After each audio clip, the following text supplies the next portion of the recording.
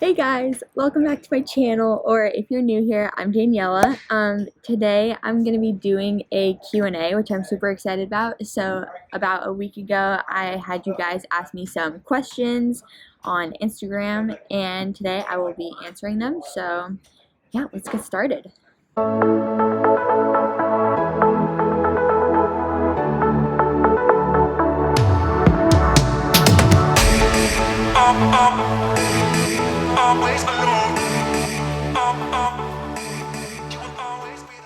So I have them kind of in like two categories because I got a bunch of kiting related questions and some basically everything else.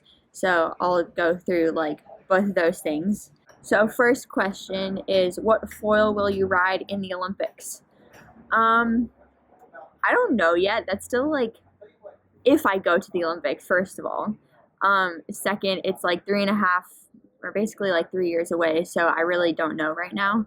Um, I have been riding the Levitaz so far, which I have really liked, and that's what I've been testing out. But I mean, a lot can change in like 3 years, so I can't really answer that. The next question kind of is something similar. It's why did you choose Levitaz over Chubanga? I haven't like officially chosen a foil yet. I've just been testing it out, and Levitaz was super nice to actually send me a couple foils to try. So that's just what I've been like riding recently. And obviously I can't ride Mike's foil, so I'm gonna have to like. Of course, as soon as I start talking, like they start doing construction work over there. So.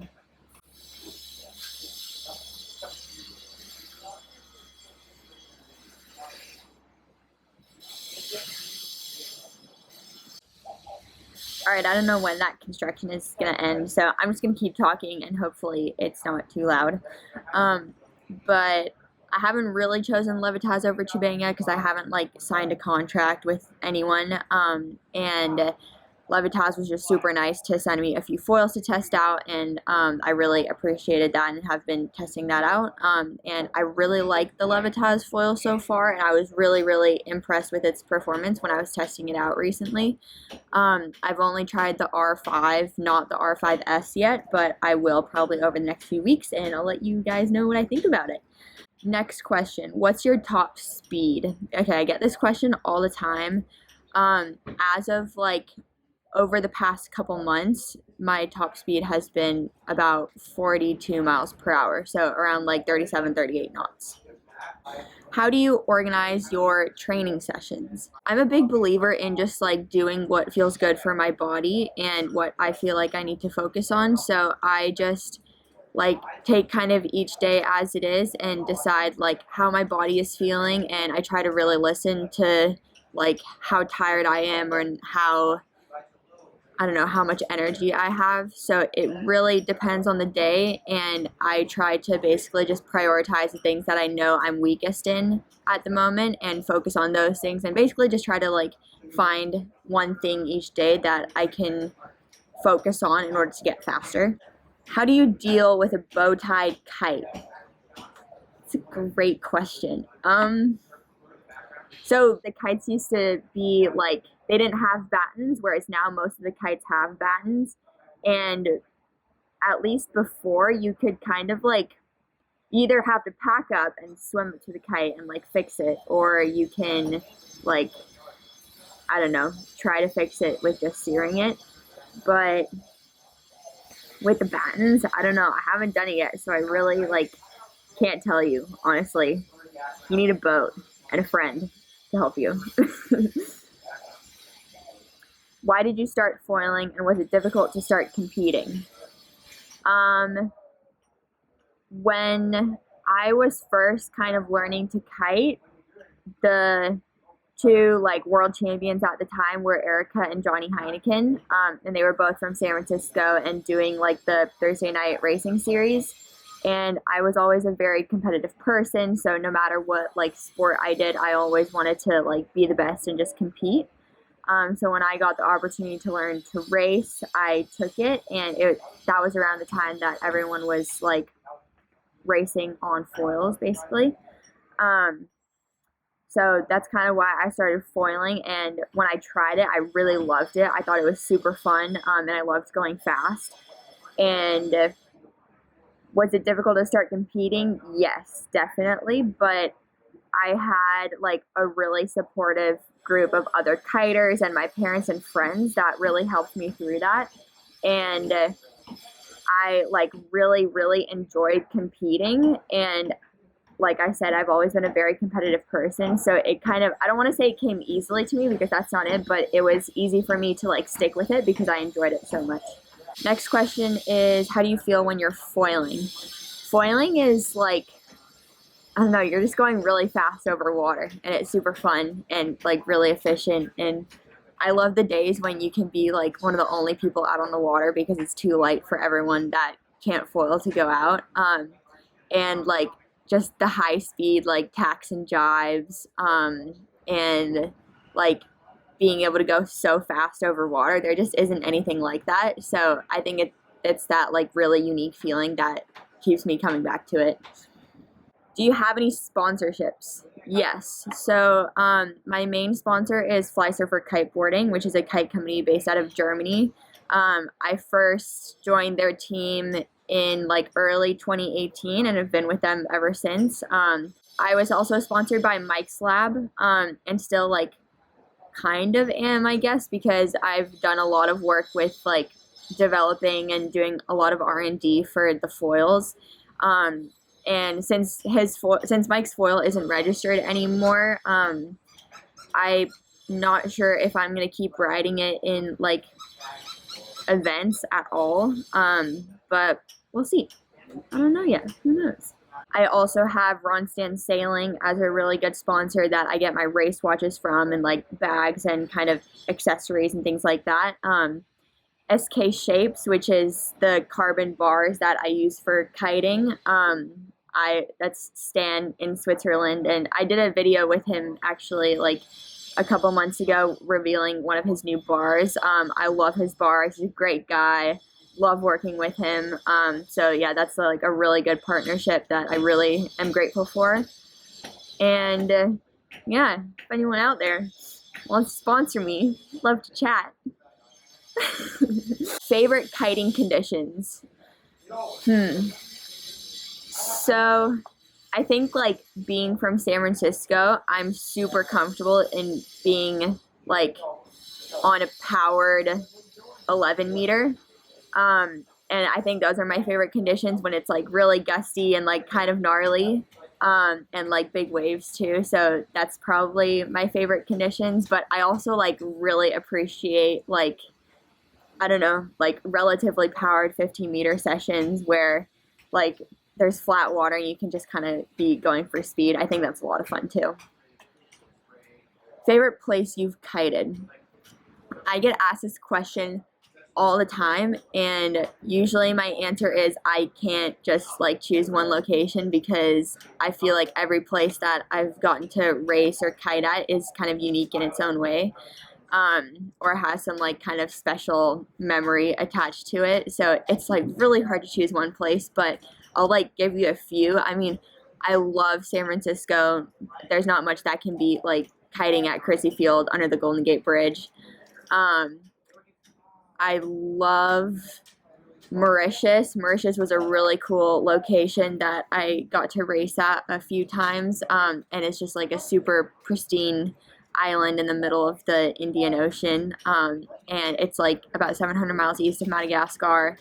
Beautiful water. Where else? I love Western Australia. Like I love Perth and Margaret River. I got to go there a few times and loved kiting there. Sydney was really cool. Oman, Qatar, Denmark. When you think of like going kiting somewhere, you don't really think of those places, but they actually like were really fun spots to kite at. And we had the 2017 Worlds in Oman and the 2018 Worlds in Denmark, and then World Beach Games were in Qatar in 2019, and those were all like really fun spots. La Ventana and Los Barriles, of course. Like I basically grew up in Los Barriles, and I have like a lot of really good memories there. Then I would also have to say La Ventana, just because I did my first international event here, and like learned a lot from racing here, and it's always like one of the best events of the year because it's like the first one usually of the year, and everyone like gets back together after not seeing each other for several months over the winter, and it's not super high pressure because it's not like a title event, so there's like no pressure to do super well. You're just kind of like gauging where you're at after the off season. So yeah, that's a very long answer, but all those places, and I'm sure there's more. I just like can't think of any super specific right now. How did you get into kiting? So both of my parents were windsurfers, and then my dad started kiting in about 2005.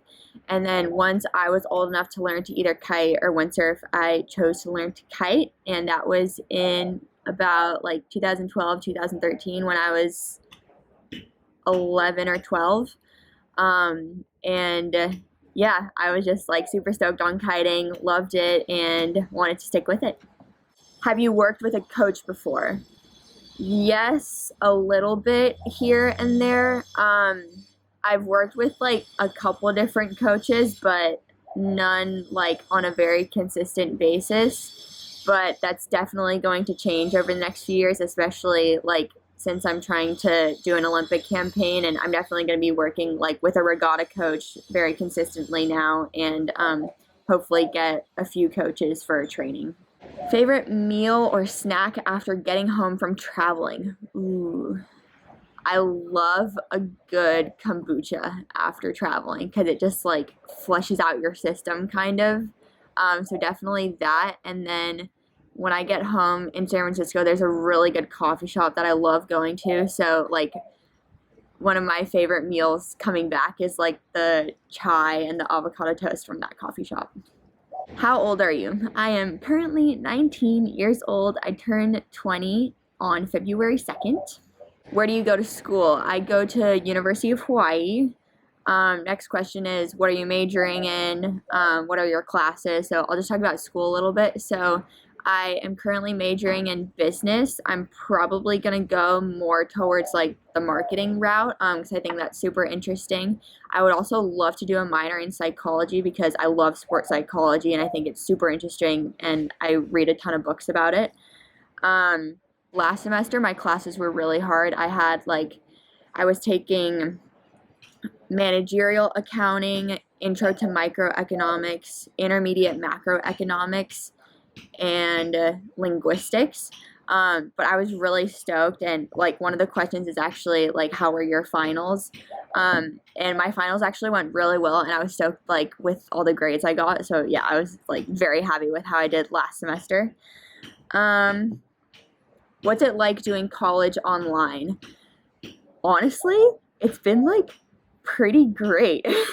At least like for me, it's been working really well because I think I'm pretty like self-disciplined, and I was already taking a lot of online classes to begin with just because of my travel schedule. So being able to like do all my work remotely from pretty much anywhere as long as I have Wi-Fi has been pretty awesome. And for a lot of the fall semester, I was like living my best surf bum life in my van in LA and like surfing every morning, and then like going to class after that. So I honestly like I really can't complain. It's been super fun. I definitely miss the like social aspect of college, and I miss being able to like live with my friends, and like obviously I miss living in Hawaii with my friends and that kind of stuff, but I think that hopefully there will be time for that later on, either this year or next year, or I'll figure out a way to kind of get back to that world. Celebrity surfer slash kiter crush. Ooh, that's a good one. For surfers, probably Ko Smith. And kiter crush. Camille Delanois. I know he has a girlfriend, but I just... Okay, next question. Okay, last question. Plans for 2021. Another great question. Honestly, like, I feel like my plans change almost every single day, and especially in the times that we're living in, it's really hard to be like planning stuff. Um, but at least for now, right now, I'm in La Ventana. I leave here in a couple days, and I'm gonna be home for like 5 days in San Francisco.